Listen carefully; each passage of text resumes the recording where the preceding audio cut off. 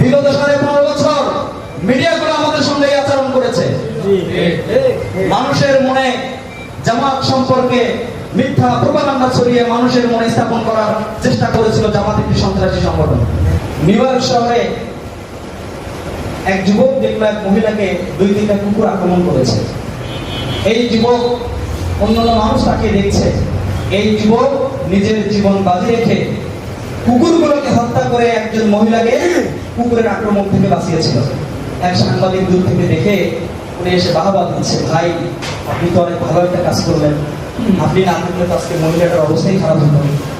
আমি কালকে এটা আমি পত্রিকায় বড় করে নিউজ করবো যে একজন মার্কিন যুবক তার কুকুর থেকে একজন মহিলা নিরাপদ বা বেঁচে গেল। তখন ওই যুবক বলছে, না ভাই আমি তো মার্কিন যুবক না। আচ্ছা ঠিক আছে, তাহলে কালকে বড় করে হেডলাইনে দিয়ে দিব একজন ইহুদি যুবকের দ্বারা কুকুর থেকে একজন মহিলা বেঁচে গিয়েছে বা নিরাপদ হয়েছে, এরকম কিছু। উনি বলছেন, না ভাই আমি তো ইহুদিও না। তাহলে কি? ভাই আমি একজন মুসলিম। বললো যে ঠিক আছে, কালকে নিউজ করবো।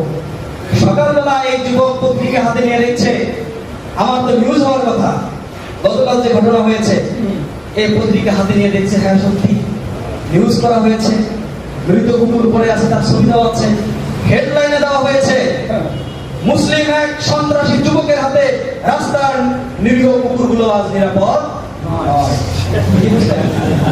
এটা হচ্ছে মিডিয়া। আসলে ঘটনা কি ছিল বলেন তো? ঘটনা কি ছিল?